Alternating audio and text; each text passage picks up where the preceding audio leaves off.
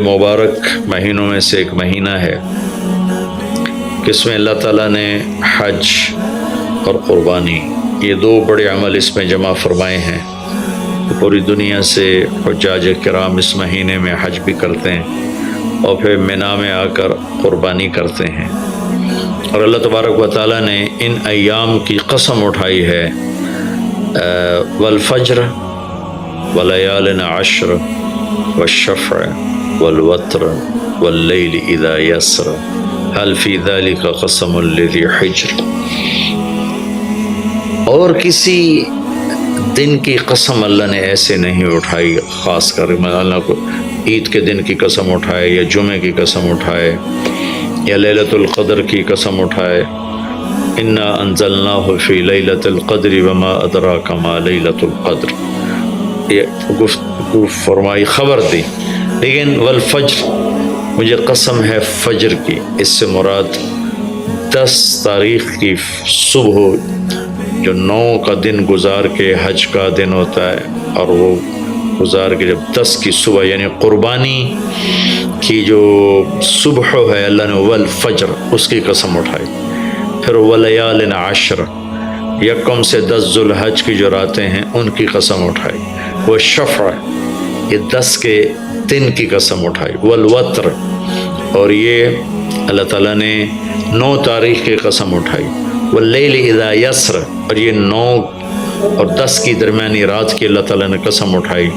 یہ کسی بھی ٹائم کی، دن کی، مہینے کی، سال کی، اس طرح اللہ تعالیٰ نے خوبصورت انداز میں قسم نہیں اٹھائی جیسی اللہ تبارک و تعالیٰ نے یہ ان 10 دن راتیں، 9 کا دن، 10 کا دن، 10 کی رات، 10 کی صبح، اور اللہ کے نبی کا فرمان ہے کہ ان 10 دنوں میں اللہ تعالیٰ کو جتنی عبادت پسند ہے وہ اور کسی دن میں بھی پسند نہیں، اور اس میں کوئی شک نہیں، ان 10 دنوں میں سب سے بڑی عبادت وہ حج ہے، جس کو اللہ تعالیٰ نصیب فرمائے اور جس کے مقدر میں فرمائے۔ حج ان 10 دنوں کی سب سے بڑی عبادت ہے۔ عرفات کی ایک دن کی حاضری وہ 10 لاکھ دن کی حاضری یا 1 لاکھ دن کی عبادت کے برابر ہوتی ہے، اور عرفات کے دن کی حاضری میں اللہ تعالیٰ کا ارشاد ہوتا ہے، میرے بندو آج اتنے گناہ لے کر آؤ، جتنے بارش کے قطرے، جتنے درختوں کے پتے، جتنے ریت کے ذرے، جتنے گردش ایام میں جب سے ٹائم شروع ہوا ہے اس میں بننے والے دن اور رات، اور یہاں کے توبہ کرو میں سب معاف کروں گا۔ اور عرفات کے دن جتنا شیطان ذلیل ہوتا ہے اتنا کسی دن بھی ذلیل نہیں ہوتا، اور میرے محبوب صلی اللہ علیہ وسلم نے یہ دن حج کا، عرفہ کا، زور اثر کٹھی پڑھ کے پھر سارا دن شام تک کوئی 5-6 گھنٹے مسلسل دعا مانگی، اور آپ نے فرمایا کہ اس وقت میرا اللہ میرے صحابہ پہ فخر فرما رہا ہے، اور قربان جاؤں خطاب کے بیٹے پر، فرمایا، اور عمر بن خطاب پہ اس وقت میرا اللہ خاص طور پہ خوش ہو رہا ہے، اور خاص طور پہ عمر بن خطاب پہ اللہ تعالیٰ فخر فرما رہا ہے۔ تو ان 10 دنوں میں جسے اللہ حج میسر فرما دے تو اس سے بڑی عبادت کوئی نہیں۔ حج میسر نہیں ہے تو پھر ان 10 دنوں میں نومی کا روزہ رکھنا، ان 10 دنوں میں روزے رکھنا، اس میں نوافل کی کثرت، صدقے کی کثرت، پھر قربانی، یہ سارے اعمال ان 10 دنوں میں انتہائی محبوب ہیں، جنہیں اللہ سعادت دے دے حج کی، بار بار جائیں۔ تابعوا بین الحج والعمرہ، حج عمرہ آگے پیچھے کرو، آگے پیچھے کرو۔ ایک بہت بڑا طبقہ ہے جو یہ کہتا ہے کہ ایک دفعہ فرض ہے اس کے بعد کوئی ضروری نہیں۔ میں کب کہتا ہوں کہ ضروری ہے؟ ضروری نہیں ہے، لیکن ضروری کا مطلب فرض نہیں ہے، لیکن اللہ اس کے رسول کو پسند ہے کہ اس کے گھر بار بار آیا جائے، بار بار حاضری دی جائے۔ اللہ کے نبی کو تو آخر عمر میں جا کے موقع ملا، اس کے بعد آپ دنیا سے تشریف لے گئے۔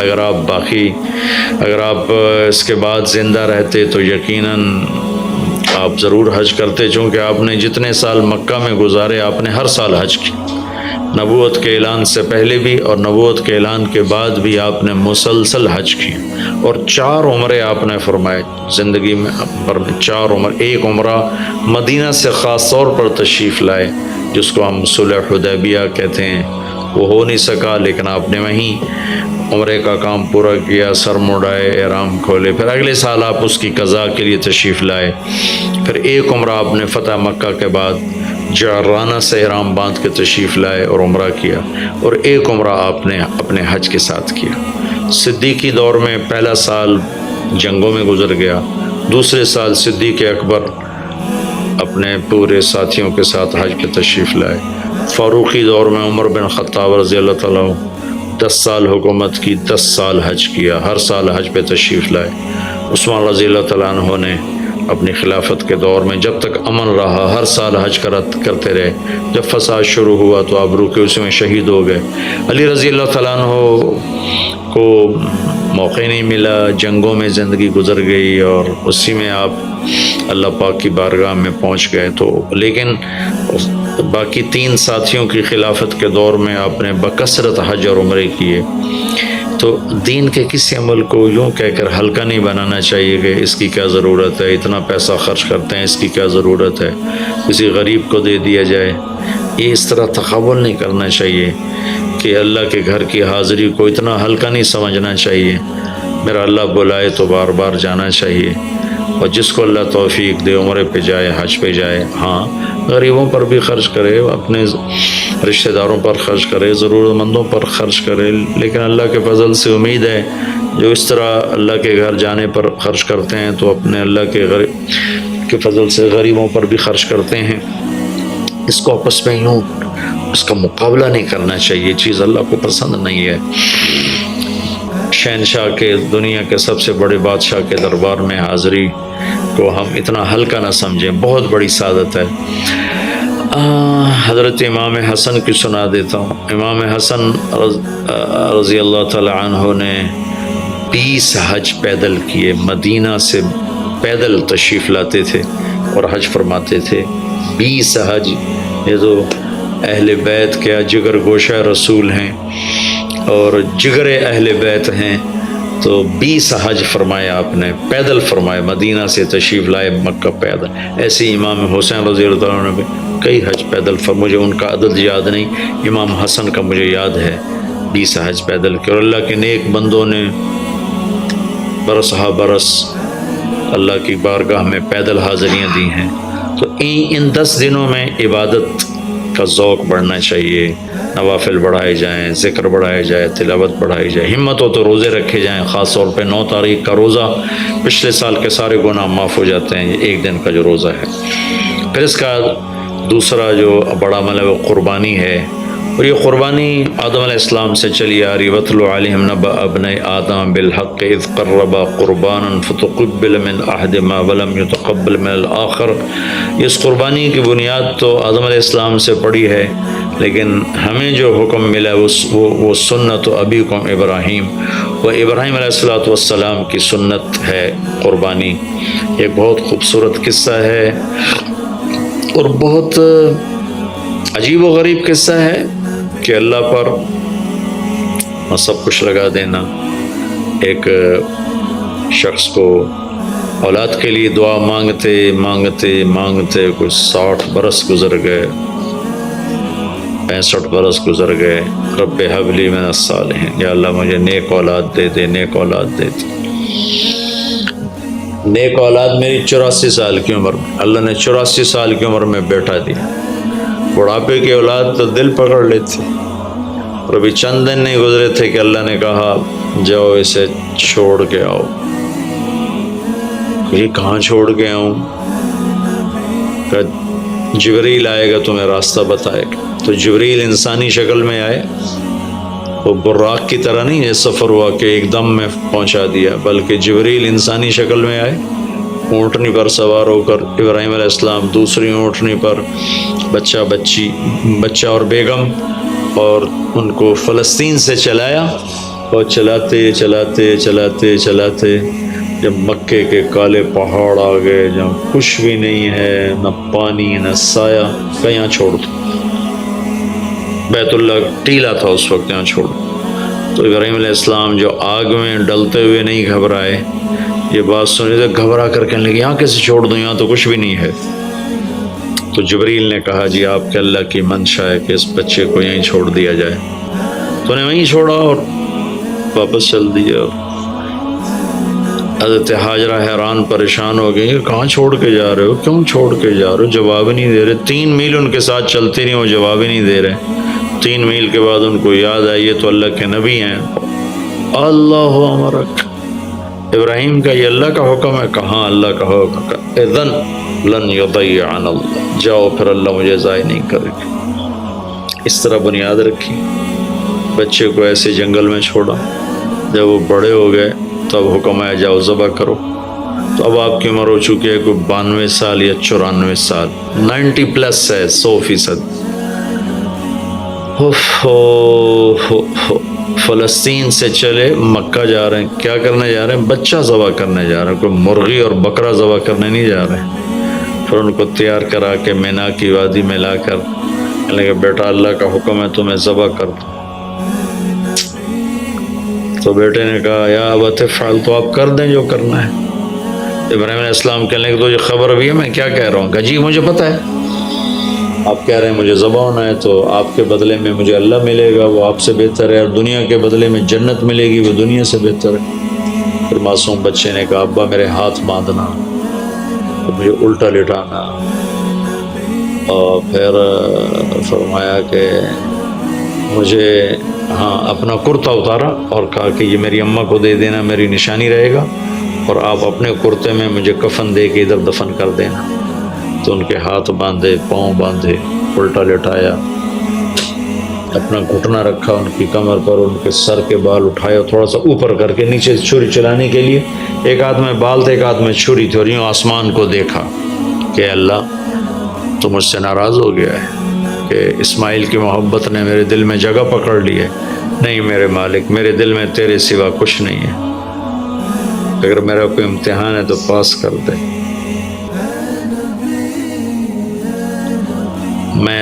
میرے دل میں تیرے سوا کچھ نہیں ہے, اور اگر تو مجھ سے ناراض ہے تو اپنی ناراضگی دور کر دو. چھری چلا دو. تو میرے مالک نے اسماعیل کو نکال کر چھترے کو ڈال دیا, چھترا, اور آنکھ کھلی تو آنکھوں پر پٹی تھی, کھولی تو آگے چھترا ذبح تھا. نبی پاک صلی اللہ تعالی علیہ وسلم قربانی کے موقع پر 2 چھترے, بکرا نہیں, بھیڑ نہیں, گائے نہیں, بھینس نہیں, 2 چھترے ذبح فرماتے تھے قربانی کے, ایک اپنی طرف سے, ایک امت کی طرف سے. حج کے موقع پر آپ نے 63 اونٹ ذبح کیے, 63 اونٹ, جو ایک اونٹ میں 7 آدمی ہوتے ہیں, ایک اونٹ میں 7 آدمی ہوتے ہیں. تو کچھ 441 قربانیاں آپ نے کی اپنی طرف سے, اور مالداروں کو پیغام دیا کہ قربانی خوب کرو. لیکن ہمارے ملک میں ایک عجب چیز چل گئی ہے, بیل لے لیا, 20 لاکھ کا بیل لے لیا. یہ صرف فخر ہے, ریا ہے, اور بناوٹ ہے, دکھاوا ہے. آپ 20 لاکھ کے بکرے خریدیں تاکہ غریبوں کو گوشت پہنچے. 20 لاکھ کا ایک بیل لے کے آپ نے کون سا سمجھداری کا, عقل مندی کا کام کیا. وہ کراچی مجھے لے گئے منڈی میں, تو 5 لاکھ کے بکرے کھڑے ہوئے, تو میں تو حیران پریشان ہو گیا. بکرے کی قیمت 5 لاکھ. تو وہ جو مالدار لوگ ہیں ان میں ایک مقابلہ بن گیا ہے, اور ایک فخر بن گیا جی میں 20 لاکھ دا ذبح کیتا, میں 10 لاکھ دا ذبح کیتا, ہم نے تو بھائی 50 لاکھ کا ذبح کر دیا. میں آپ سب بھائیوں کی منت کرتا ہوں, اللہ نے آپ کو رزق دیا ہے تو آپ بیوقوف نہ بنیں, آپ اس کو صحیح خرچ کریں. آپ 20 لاکھ کے جانور خریدیں, 20 لاکھ کے آپ بکرے لے لیں, 20 لاکھ کے آپ عام درجے کی گائے لے لیں, آپ بھیڑے لے لیں, آپ اونٹ لے لیں, بیل لے لیں, 20 لاکھ کے بیل لے لیں, تو کتنی بڑی قربانی ہوگی, اور کتنے غریبوں تک وہ کھانا جائے گا. 20 لاکھ کا ایک بیل لے کر آپ نے کیا کمایا, کون سی نیکی کمائی آپ. تو میں آپ اگر کوئی میری بات پہنچ جاتی ہے کسی ایسے میرے بھائی تک جو ایسا شوقین ہے، یقیناً اس نے اللہ کے لیے بہت بڑا قدم اٹھایا کہ 20 لاکھ خرچ کر دیے، لیکن تھوڑی سی نادانی سے کام لیا ہے، بلکہ بہت بڑی نادانی سے کام لیا ہے کہ 20 لاکھ صرف 4-5 من 10 من گوشت پہ لگا دیے، جبکہ اس میں سے 1000 من گوشت نکل سکتا تھا اگر وہ 20 لاکھ کے بکرے لے لیتے، 20 لاکھ کی بھیڑیں لے لیتے، چھترے لے لیتے، دمبے لے لیتے، 20 لاکھ کی گائے عام خرید لیتے، وہ بچھڑے لے لیتے، تو کتنے غریبوں تک یہ گوشت چلا جاتا۔ تو یہ میرے ملک میں یا خاص طور پر شہروں میں، کراچی میں تو پاگل ہوئے پڑے ہیں لوگ۔ جو کراچی منڈی انہوں نے دکھائی تو میں حیران پریشان ہو گیا کہ یہ کیا حماقت ہے، نادانی ہے۔ اور پھر ان بیلوں کو وہ پستے کھلا رہا ہے، بادام کھلا رہا ہے، مکھن کھلا رہا ہے، دودھ پلا رہا ہے۔ وہ بیچارہ بیل بھی تھک موٹا ہو، بیچارہ تھک کے کھڑا ہوتا ہے، میں نے جلدی فارغ کرو، ذبح کرو، اس کی جان پھنسی ہوتی ہے۔ تو میں مالدار بھائیوں سے عرض کرتا ہوں کہ ایسی نادانی کے کام نہ کریں، اس قربانی کو اس طرح کریں کہ غریبوں کے لیے یہ ایک دن اللہ نے رکھا ہے تو اس طرح کریں کہ غریبوں کو نفع پہنچے۔ یہ اس نادانی سے توبہ کریں کہ ایک بیل 10 لاکھ کا لے لیا، ایک بکرا 5 لاکھ کا لے لیا، اس میں کتنا پیسہ آپ نے ایک تھوڑے سے بہت تھوڑا نفع کمایا، بہت زیادہ خرچ کیا، اس کے ساتھ اب بہت بڑا نفع، چونکہ قربانی کے جانور جب ذبح ہوتے ہیں تو جتنے اس کے جانور کے جسم پہ بال ہوتے ہیں اتنی نیکیاں لکھی جاتی ہیں۔ 20,000 کا بکرا اچھا مل جاتا ہے تو 1 لاکھ میں 5 بکرے آ جاتے ہیں، اور 5 لاکھ میں 25 بکرے آ جاتے ہیں۔ ایک بکرا 5 لاکھ کا لیا، اس کے جسم پہ فرض کرو 1 لاکھ بال ہیں اور آپ نے 25 لیے تو 25 لاکھ آپ کی نیکیاں بڑھ گئیں۔ تو یہ بہت نادان طرز چل رہا ہے۔ میں آپ سب کی منت کرتا ہوں کہ اس طرح پیسہ ضائع نہ فرمائیں، اللہ کی دی ہوئی امانت ہے۔ ایک بیل آپ نے 20 لاکھ کا لے لیا، 20 لاکھ میں تو 100 بکرے آ سکتے، 100 بکروں کے ذریعے سے کتنے لوگوں کی خدمت کی جا سکتی ہے۔ تو اس قربانی کو شوق سے بھی کریں، اور مستحب یہ ہے کہ جس کے جو قربانی کر رہا خود ذبح کرے، یا اس کی جگہ کھڑا ہو، اس جگہ ذبح کرنے والے کے پاس کھڑا ہو۔ قربانی کے گوشت میں سے قربانی کی قیمت نہ دی جائے، قربانی کی اجرت نہ دی جائے، اجرت اس کے علاوہ دی جائے، اور اس کی کھال کا صدقہ کر دیا جائے۔ جہاں آپ مناسب سمجھیں وہاں آپ اس کا صدقہ کر دیں تاکہ وہ بھی اللہ کے راستے میں خرچ ہو جائے، استعمال ہو جائے۔ تو ان 10 دنوں کی اللہ تعالیٰ نے بڑی فضیلت رکھی ہے۔